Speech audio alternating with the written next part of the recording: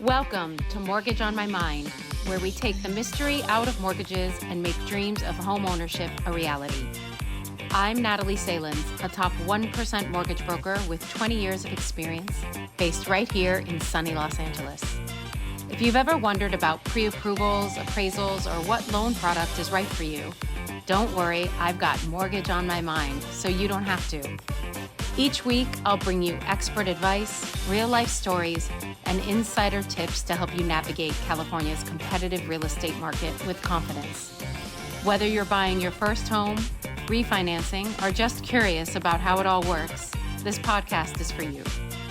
So let's talk mortgages, demystify the process, and make your real estate goals a reality. Ready to get started? Let's dive in.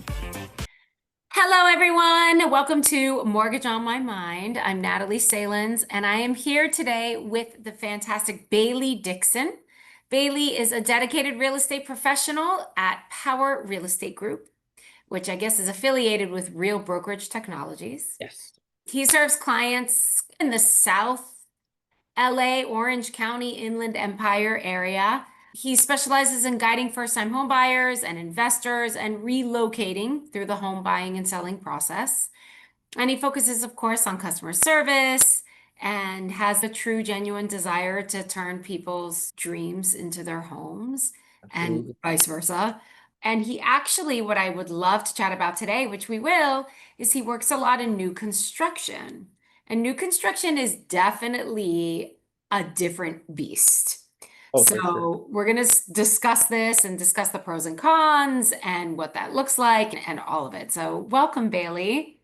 Thank you for having me. I appreciate it. Yeah. Tell our audience a little bit about how you got started and a little bit about yourself. Yeah, I've been doing real estate I've been in the game for about 2 years now. I've been selling for about a year and a half. Took a little bit at the start just to find my footing and knock out some training. So I really say I've been active for about a year and a half, full time, just grinding away all across Southern California, like you mentioned. Just naturally fell in love with real estate at a very young age when I was 19, got licensed when I was 22, and hit the ground running when I was 23. So just trying to get a good fast start and help as many people as I can. And fortunately, I'm very blessed. It's been good so far, and my clients have been good to me, and just trying to keep it local here in SoCal. Nice. Awesome. And how did you decide you wanted to do that? Like, how did you fall into it? I knew I wasn't really gonna go for anything traditional as I really started to transition into adulthood and grow out of my teenage years. I was like, I don't want to do 9 to 5. I don't want to do basic job. I want to be able to really control who I'm helping and how I'm helping them, whatever it is I'm doing. And as I looked into different parts of how to really financially achieve that, real estate caught my eyes, and I just naturally fell in love with it. I was exposed to it through a lot of different family members, and the more I kept up with it and paid attention to what they were doing, the more I realized I actually have a very big passion for it. So then I just naturally let it flow from there and followed it. For sure. Awesome. So tell me so how did you get into new construction? Because new construction is actually not something that we've talked about on the show before. Nice. And it is a great thing for first-time home buyers, Yeah. especially because look, nobody wants to get into a home and have a ton of fixes to do and navigate that. So, being able to get into new construction, which is also a little rare in LA, there's not tons of it because of space, Yeah. say. Yeah. Most people Um, go far out. yeah, but you're in different areas, which there is much more new construction happening. So tell us a little bit about how you started that. Yeah. Last year being my first full year in real estate, I just followed whatever was thrown at me. I took a few clients to some new construction, but I didn't really have full exposure to it. It was another one of those things that once I really started to keep up with it more, I realized there's a lot of benefits to it, especially like you said, for first time buyers. And then through social media, some of my colleagues and business partners do a really heavy focus on new construction. So I really started to closely pay attention to what they were doing on the transactional side and how that worked for their clients. And the more I learned about it, the more I realized there's actually some great benefits to it. Having that tool in my tool belt makes me a better realtor for my clients to be able to say, hey, whichever direction you want to go, I can lead you. But this might have better benefits for you if you're looking for something that is newer or easier, or you don't necessarily need all that yard space or whatever the case be. So it was Yeah. those things that I got a little bit of exposure, and the more I dove into it, the more I realized it has a great advantage to it most times, not always.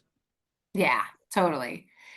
And so tell us a little bit about what you think the pros and cons are. Like, let's start with the pros of new construction. Yeah, I think everybody thinks the same thing at first. It's brand new. It hasn't been touched. It hasn't been used. You have a lot of peace of mind that there's not going to be wear and tear on it. Additionally, with all the mandates California has made for energy and efficiency, these homes are incredibly energy efficient. They all have to have solar Um, panels on them.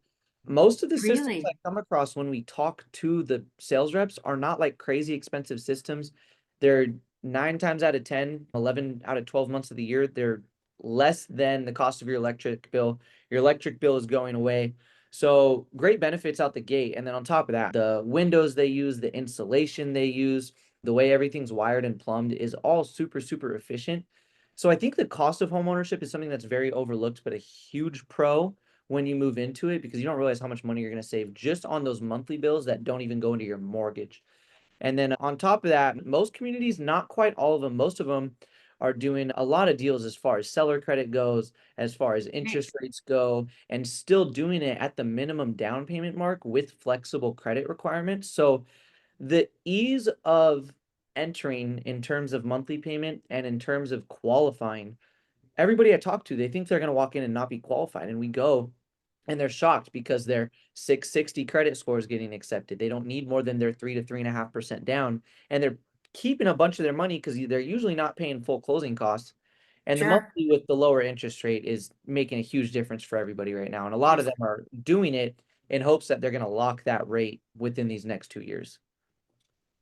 So that's the thing, just so I can help explain a little bit of how the lender side works on these. I used to sit new construction buildings. That's how I got started at Countrywide, everybody. So I sat a 90 unit in Altadena. I sat a 15 unit in Brentwood, a 17 unit in Santa Monica. That's how we got started, was on this like new construction. And how it works is normally the owner contractor will work with a lender or a mortgage bank. And like the mortgage bank will do some sort of marketing. And then if you go with that mortgage bank, the contractor owner will give you some sort of credit. And that's the draw, right? So they'll say, we'll give you 2% in closing costs if you use them.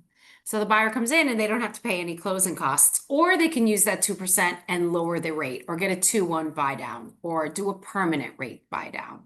So there's a lot of ways when people who have pre-approved with me find a new construction, a lot of the time I just have to say goodbye to them because there's no way for us to compete with that kind of credit that comes from the contractor. So it is amazing for buyers, of course. I always think it's crazy how different it is where new construction for us is so much easier, but then on your end of the game, it's like much harder. Most of the time it's not going to go through. And with us, most of the time we just become hands off. It's fortunate and unfortunate, but crazy how gate kept it becomes in that side of things. Totally. And really helpful to the buyer if somebody is a first-time home buyer and doesn't have a lot of money saved. It can make all the difference in the world to them. The thing is, you don't normally lock a rate, at least until construction is started. If you are in a place where you're just waiting on certificate of occupancy, which means, just so everybody knows, which means everything is done on the property. Now you're just waiting for the city to come out and basically sign off on it. That alone can take 1 or 2 months. Oh yeah. And we've had tons of delays where, like, I have a client that's locked. And Bailey and I were talking about this before we came on. I get the files from these that are not approvable to the, like, whatever bank is on the project. And that's because they don't really have a lot of creative financing in that way. If anyone is self-employed and has weird tax returns or needs to do what we call non-QM financing, that's when I get it, when they're like, come to me on a save. And so when I've locked a client, because they're like, we're going to have COO in 30 days, I'll lock them on a 30-day and we will consistently have to extend the rate lock and extend the rate lock, or just break the rate lock and relock 30 days later because it's just taking so long. that's something that I would say is maybe a con of it because you really don't know when closing is going to be. And even if you do what's called an extended rate lock, so I can lock for 6 months, extended rate locks definitely cost more, right? Because we're guaranteeing the rate for 6 months. So they're more pricey locks. Yeah. Yeah, the rate locks get crazy. We had one at the end of last year that was just nuts because we were looking like we were getting into a squatter situation, and then we ended up canceling outright. It got nuts. Oh, you mean the person living in the property wouldn't leave? Yeah, it was not a guarantee they weren't going to leave, but it was heavily likely, and then it was going to cost to lock the rate, and escrow just kept getting extended, and my buyers like had to just tap out. Oh my God. Yeah, I guess so. Ugh. Fun. That's why I've not really heard that happen, but I guess that can happen. Oh yeah. Wow. So what else do you think is a con of buying new construction? The dreaded Mello-Roos for sure. And I'm actually always really impressed how aware many buyers today already are of that, which is good. I'm Can you glad. explain that? Yeah, a lot of them ask me straight up, what is the Mello-Roos? And I'm like, I can't believe you even knew that word. But it just goes to show in today's age of technology, like how aware everybody is. And the Mello-Roos definitely is the biggest downfall. Your tax rate's going to be higher. There are some communities that are not drastically higher. So if you can utilize some benefits and have only a slightly higher tax rate, the monthly is just out of the park compared to some other situations. But even like right now, my client's moving into a new construction in Ontario. They have a 1.95% tax rate, which is like sky high because average is usually around 1.1 to 1.2. Yeah. But they're entering in a 3-2-1 buy down. So they have all that time to potentially refi and get a better rate while it's still in that super low range. And I always tell everybody too, if you're looking for new construction for a forever home, which isn't typically the case because most of them are shared walls, but if it is going to be a forever home, if the Mello-Roos is not really uncomfortable, it does wear off after, I can't remember off the top of my head, but an example amount of time because it's only for the fresh development of that area. So I Yeah. think the biggest con is the property taxes, and I'm yet to find new construction that's not private development and doesn't have an HOA. So I think that's the biggest downfall I run into too, is just not everybody wants to pay HOA. But I will say for the communities that are being built right now, you're getting way more bang for your buck with your HOA payment because they're not doing crazy 400, 500. It's usually 200 to 300. And there's like crazy pools, really nice parks, well put together communities, some even gated. So what I've seen is that HOA con is actually becoming less and less of a con and more of a pro, and it's really just the taxes for the most part. Yeah, or even just shared driveways. You have an HOA like single. So there's something at least here that happens a ton called single lot subdivisions. So basically you can take like one lot, which is nuts, but they allow you in LA because we have so little housing. You can take one lot and build 10 homes on them. And they're actually considered single family residences. So 10 separate homes, 10 separate APNs on one lot. And as long as they're like what, 6 inches apart, something Some ridiculously small. ridiculously close. So they're separate. They're considered SFRs because they're all four walls are separate, but they're built literally on top of the next one. And it's just either 6 homes and 6 homes or just like 10 homes, just depending on the lot size. They're super cool though, because they're always less money. Oh, for sure. So like we had a single lot subdivision in Silver Lake, which is a high cost area. They're 3 bedroom, 2 bath houses for 800, 900,000. You can't find that in Silver Lake. No, not at all. I sat in open house for a lot like that last year in the summer, maybe the fall. It was subdivided into subdivided into three parcels. And I think it was a two bedrooms and one bedroom, if I remember correctly. Luckily, they weren't like too close together, but what was throwing me off was like there was shared laundry area and there was shared trash can area, and then your long shared driveway and your long shared back parking. So for me, it was like, okay, if I'm somebody trying to buy, that still feels like I'm renting with all the shared spaces. And that's what I do with my first time buyers who want a single family home but can't afford it. Because then when you try to go the condo route, they're like, oh, it's just like an apartment, which is pretty much true most of the time.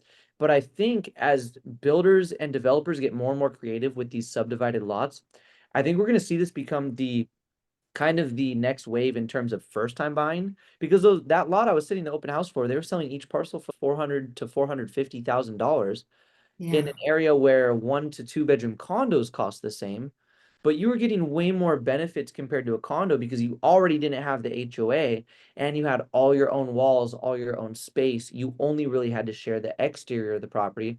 So I don't know, when I was sitting that, I was telling everybody from a first time buyer perspective, crazy good investment, especially for a place as Yeah. densely packed as LA. So I'm really interested to see how those subdivided lots, I'm glad you brought it up, how those continue to paint a face on real estate, at least here in SoCal, because we got too many people here.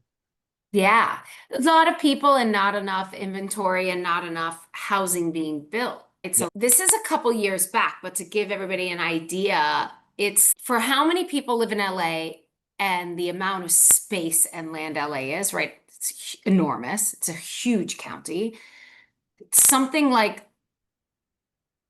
240,000 new APNs should happen a year. So new properties, 240,000. And I think 90,000 was built in the 1 year. So it's And what's crazy is, grossly under, right? yeah, Like we are in like desperate need of more housing and more, not just more housing, more new construction. yeah, yeah. That's what I really get irked by sometimes with LA specifically, is so much of the new housing is not always like super well structured new construction. There's so many private developers out there. Some of them are great, some of them are just doing the most absurd things, especially on those subdivided lots, just to get by and put some development in the area. And I like what you said as far as how much construction we need, because the caveat to that is like, even if we get that construction, so much of it right now already is in areas like Lancaster, Palmdale, Valencia, Santa Clarita. And it's hard Right. because I feel like although we need that, when we talk about LA, like we know LA County is massive, but so many people really want to be in central and South LA County because it's where everything is already. So it's hard because not only are people facing the crisis of shortage, they're facing a crisis of shortage with the inability to create capacity in the areas they want to be in. So it's Right. like we just have to wait until enough people are migrating to those desert areas. And I've been in those desert areas, and as a coastal boy, they're not my favorite. So I can see why it's going to be hard to really see that migration happen. But it is, No, those aren't places to live full time. In fact, no. almost every single person that I financed to move there during COVID, so many people moved to Riverside, the desert, Lake Arrowhead, Big Bear, Joshua Tree, of course, was the biggest, Palm Springs. It was like a mass flooding for people to buy second homes in those areas. And they said they were going to live there most of the time. They're all back. Like they either sold it and came back, or they have it completely rented now as Airbnb and came back. Yeah, it's a super brutal change. We're seeing obviously a lot of people have left the state altogether. And the biggest one I'm seeing already with a lot of return is Texas. We've had a lot of people that when they left, they went to Arizona and Texas were two of the first big states that Californians really started fleeing to. Interesting. And Like Austin. yeah, Austin and Dallas Fort Worth just blew up. Like during COVID, that was where you were seeing the home tour videos where it's like $200,000 for this 5 bedroom house. And Yeah. one, it's already so saturated that those homes are already appreciating insanely fast, well over $500,000 in just a few years. But Ugh. then on top of that, it's such a drastic, not just environmental change, but lifestyle change. Socially and geographically, it's way different. And the number one people I talk to who left California and are coming back are current Texans because it was just too much to handle. At least Arizona's like really close, so you're going back Yeah. and forth constantly. Even Vegas, So hot. like, You think yeah, it's hot it's here? hot. God. I have family in Arizona. I go there frequently, and I refuse to see them during the summer because it's ridiculously hot. You can't do Yeah. anything. And in Yeah. California, we're freaking outside all the time because it's always temperate. So all our eating is on the patio, all our restaurant dining is on the patio, everything's by the beach, no rain. So it's like everybody thinks they can find a way around it, but nothing duplicates California at all, especially not in the LAOC area. Yeah, totally. I was just talking to somebody else about it on the podcast, and we were just saying, I know you think the taxes are high, but you pay for this weather. But everybody Weather asks is, me, why do you live there? You know what? I spend a lot of money, but I think it's well worth my investment. I mean, you get to walk outside and feel this weather every day. It's nuts. Yeah. I grew up in the snow and I hated it. So now it's okay. Like, I don't know how much I would have spent there, but I don't think the savings would have been worth it. I couldn't do it. Yeah, I grew up in Florida, so anything is better than that. Exactly. Yeah. Yeah. Like I walk out here and I'm chilly at night. Like it's like Great feeling, unheard of for me that I always have to have a jacket or sweater with me because it's right? so cold at night. But it's so beautiful because then it cools off the ground and cools Oh, off everything so that when you wake up in the morning, it never gets too hot. Even when, look, August is dreadful everywhere, but it never gets too hot because everything cools at night. So you wake up and it's cold in the morning almost. So then yeah. slowly heats up towards the day. And then I don't know, I think it's beautiful. You also get so much more in return living here. So the Mhm. appreciation that builds in this state is incredible. You know, Yeah. we always say Yeah. it's not a cash flow state, it's an appreciation state. It just, Yeah. you And a know, lot of areas have those question marks around them, especially now with the way the economy is going. Everybody's question marks for most of this year has been like, oh, are we going to see a market crash? And it's for California, you're very blessed in the fact that it's really hard to see actually happen. Just again, like we said, with the amount of people and the limited housing, that yeah. that appreciation is always going to be there. So especially for first-time buyers who really freak out about that stuff, it's like you can be comfortable knowing you're always going to be protected For the most part, for yes, the of most course, part. of Yeah. course. I think it is. It's demand versus supply, right? Always. That's what I tell everybody. And I don't know. Some people believe it, some people doubt it. But at the end of the day, when you do the math, when you look at the numbers, it's really simple. It's always supply and demand. Even when you break it down to the micro markets, is all it comes down to. That's how we price our listings. That's how we expect what the return is going to be. But at least we can rest easy in that. Exactly. It's true. Very true. So, what do you think are common mistakes of first-time homebuyers? I think getting lost in the cosmetics versus the what's the word? The more what's the word I'm looking for? Getting lost in the cosmetics versus the more functional upgrades. The look, yeah. Yeah. I love me some quartz countertops and shaker cabinets, but I would definitely take the brand new water heater and the upgraded AC any other day. And that's what I tell a lot of my clients as we go through homes is let's make sure as we're going through homes, let's look at what the breaker panel looks like, what some of the plumbing looks like for what we can see. Let's check out the water heater, the AC, the furnace, and get a feel for how well taken care of this property is. And Yeah, we definitely dodged some bullets and we've definitely found some gems treating it as such. So I think that's the biggest mistake. That and just as I'm sure you can attest to credit protection. I think some people don't realize how they need to take care of their credit score just to make sure it's not fluctuating greatly. exactly. Exactly.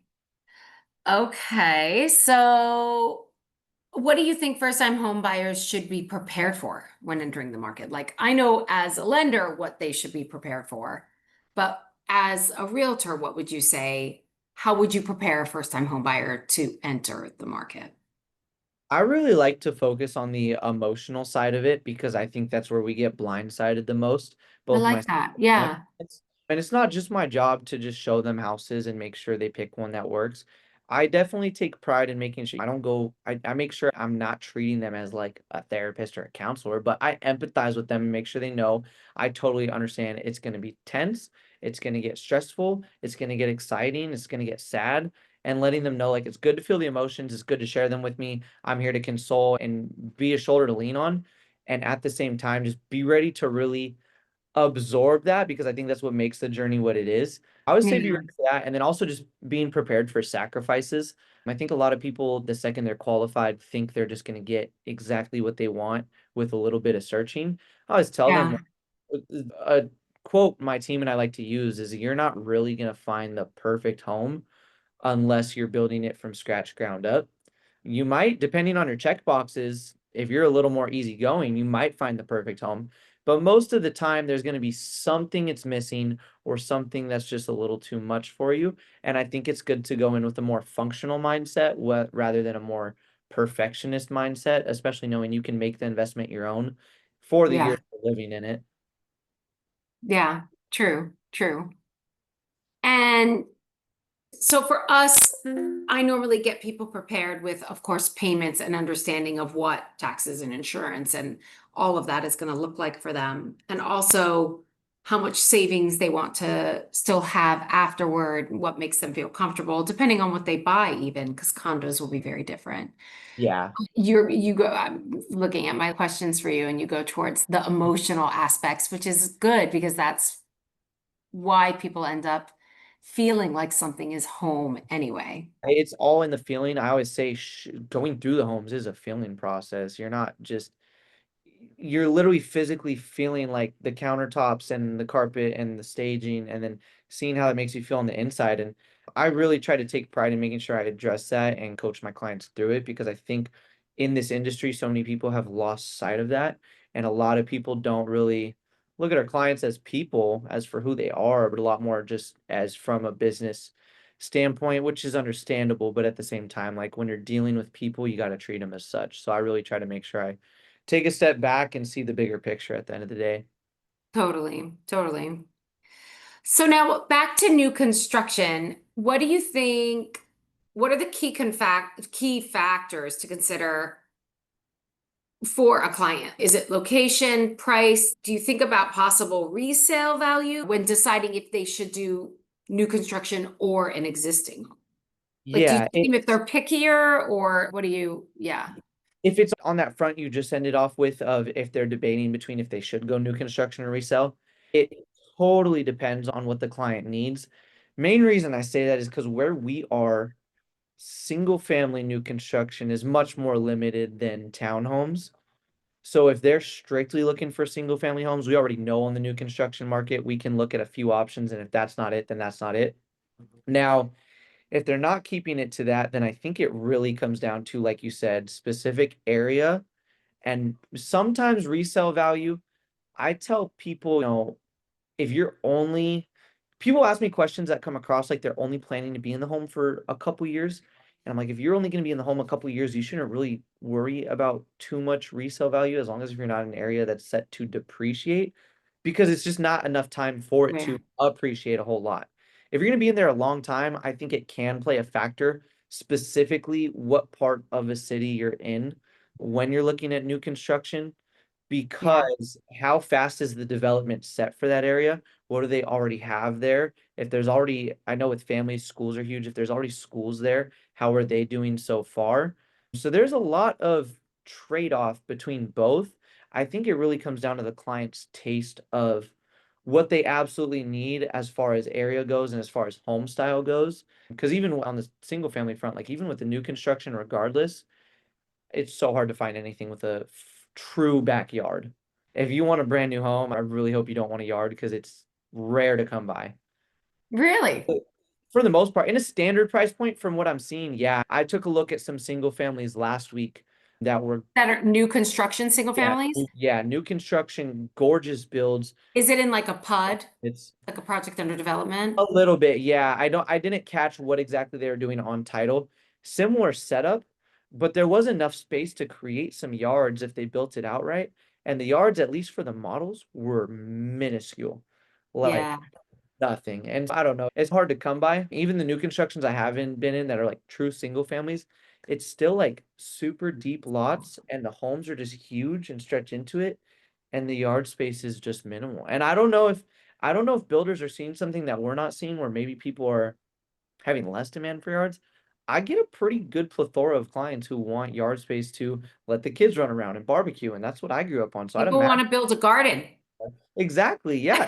The same lady who is under contract on new construction right now, she has a little patch in the front yard. And she's like, yeah, I was really glad they had that because if they didn't have that, like I was going to have to go somewhere where I can set my little garden. I was like, Totally. I don't know. I feel like if we're sticking to core values, that's the one thing I really hope the builders will change up is yard designs because I'm just not seeing. It's like, how much is lot space valued at? So a lot square footage is valued so much less than GLA, which is gross living area square footage. And all contractors care about is money, is how much money they can make. So if they make the GLA, the gross living area, bigger, that's more money in their pocket based on larger Yeah. square footage. You do hit it on the head pretty well with that. That makes a lot of sense. It's definitely tough. But yeah, that kind of just goes to show for a client considering both, like you just got to weigh your options and see. Totally. And it's a short-term versus long-term game. If you're going long-term, do what's going to be more beneficial for the lifestyle. And if you're going short-term, it might be worth it to make an investment. If the new construction doesn't have what you're looking for, but you're getting that lower rate, you're getting better payment, and you're going to be able to put more money aside. And if that has future development benefits for even a rental portfolio at that point when you do move out of it, you're talking a whole different game in terms of eventually going to the one that is a true single family with a lot of benefits. So it as you can see, you can go down the rabbit hole and go on and on about which one's going to be better. It just depends on the person. Yeah, totally. Totally. Awesome. Is there anything else that you would like to add to, or anything that we brought up that you might want to elaborate on, or?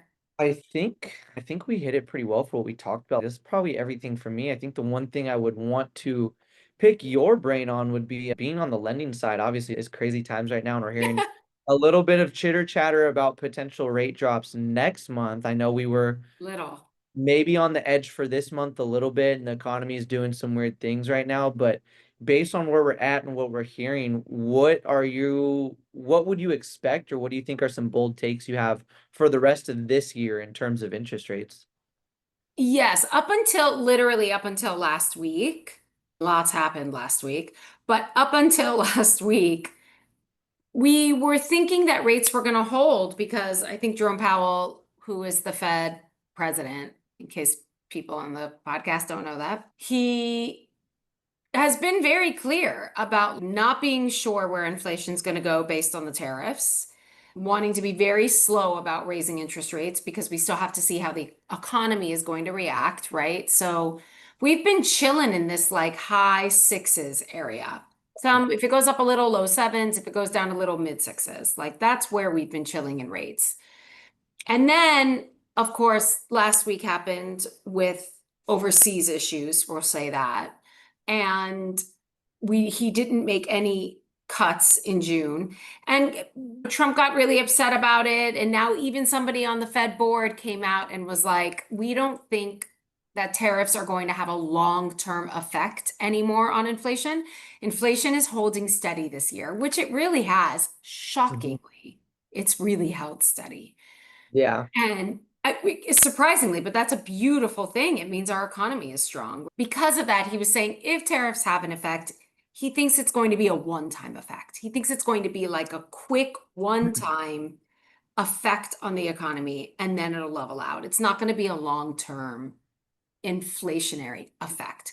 So Yeah. inflation is probably going to chill in the twos, which is where we are, which is where they want it to be. It's where they forecast it. And there's a lot of pressure on him now to lower in July. A lot. Like it's not just coming from the president, it's coming from other people. And Yeah. so we have this like hope that it's going to happen in July now, which is way earlier than I thought it would. Though few people forecast 3 rate drops still for this year. And I thought we would maybe get 2 and more towards the end of the year. Yeah. I'm Yeah. thinking if they lower in July, then we could be looking at 3 for this year. Potentially. It's going to be interesting. I really like how you touched on the steadiness. What I was saying a lot at the end of last year to people is that they want to see things stable out. I Yes. think people lost so much sight of that, of just how stable we've been. Somebody the other day came at me, they were like, the market's not steady at all. I was like, dude, the market's too steady, which is great for our buyers right now. And we're seeing a lot of improvements from that. But the market's so steady because everything's the same. Our interest rates have been net almost unchanged going back till February, if I'm not mistaken. Is that right? It's pretty much in that high sixes, I want to say, for that long. Oh, yeah, yeah. Oh, for this year. So the market itself hasn't been like the Dow and the stock market and things like that. Oh, yeah, that's been, Obviously, that's been balls volatile, like yeah. unbelievable ups and downs, especially in the conversations of tariffs. And Oh, then, yeah. of course, it shifts and changes, though holding pretty steady this past month. You'd think we would see a huge shift with the fact that we bombed Iran. Oh, Nope. yeah. I was expecting the market to I was crash. worried on, yeah, I was worried on Monday, and things are Totally. shaped I was nicely like, this my week. rates are going to crash, market's going to crash. It's like everything's going to fall Monday morning. Nothing. Like, Yeah, what? Hello? What happened to my 10-year bond market? Like, nothing. insane. It was like, I don't know if everybody realized there was going to be a ceasefire so quickly established, but basically steady, which is a little unnerving. But because of that, because you just can't predict anything, Yeah, no, I think it's setting us up well even for when it's like. oh, go ahead. No, I was just gonna say, I think like you said, it's setting us up well. Where I'm starting to think these July cuts might happen, so I hope they do. But I I wanted know to. it's really nuts. Anything that we used to predict, like obviously the start of a war is going to shock and push consumer confidence down. People are going to sell off stocks. That's the standard for none of that to have happened. Yeah. It's a super weirdly facilitated thing and Yeah. how it's processing through, but it's I think it's so funny. Just yesterday, I'm sure you saw, I went viral all over social media that we've nationally entered a buyer's market in real estate, and I think it's so funny to me that at the same time that happens, we're talking about rate cuts, and it's just gonna be a super short window, I I, think, as far as the way that's coming together at once. I've been talking about it for a month. So Yeah, about a month ago, because I sit a realtor office, so I hear no one's coming to my open houses. No, no, no. Like I hear a lot, and that to me means we're actually finally in a buyer market. yeah. I was like, look, we're in Southern California. If we do fall into a buyer market, which it really feels like we're in, it's going to be short. Like it Oh, doesn't last long here because buyers are sitting on the fence just waiting to jump in. yep. And so, like, they're going to jump in, but they're going to jump in with 2 million other people. And then Yeah. it's going to Gonna- quickly shift out of that buyer market because it's It's like, gonna be rough. It's been nice. It's been nice seeing so much ease for buyers, and I'm I trying not know, to take it for granted while we're in it. I hope it stretches as far as it does, but totally. it's gonna be a quick hit when it hits. And what's crazy too is even like you touched on in California, like a buyer's market can only last so long. With the limited primary buyers right now, investors rarely have a chance to get good deals in California. And now there are good deals left and right if you're looking hard enough. So the investors are going Totally. crazy right now. Yeah. It's for all different reasons. Yeah. People who normally just buy duplexes or triplexes, that's investors are picking those up right now. Oh yeah. And there was a You know, lot I noticed multifamily really started to pick up. I think it's towards the end of quarter 1 this year.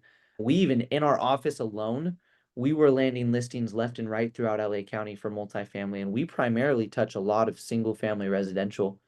So you see a lot of offloading, but every time something's offloaded, there's somebody next in line if it's offloaded correctly. So I've seen a lot of Yes. investors having a blast right now. Yeah, I like my Yeah. primary first time home buyer, No, like for sure. kind of person, Sure. but of course I finance for investors all the time. I'm an investor myself. It's always a good thing to get in when you think it can make you money because that's what real Absolutely. estate does. Yeah. Yeah. All right, wonderful. This was so lovely. Like such a Likewise. treat to speak with you. I appreciate it. Yeah, totally. Maybe you'll come back on and we can chat further about market and new ideas of new construction because it's always shifting, of course. It is, yeah, and especially like the way we're wrapping up this conversation, we might be starting a whole different one next time. So I I think know. that's a great idea to compare and contrast. Totally, totally. Exactly. All right, everybody. So, where to find Bailey? He's, of course, on Instagram and TikTok, and we're going to put all of his information below. He also has a website. Thank you so much for joining, and we will see you next time. Thanks for listening to Mortgage on My Mind. If you're ready to start your mortgage journey or have any questions, I'd love to help. With 20 years of experience, I make the process as simple and stress-free as possible. Check the show notes for my contact info and don't forget to subscribe, leave a review, and share this podcast. Until next time, I'm Natalie Salins, here to help make your real estate dreams a reality.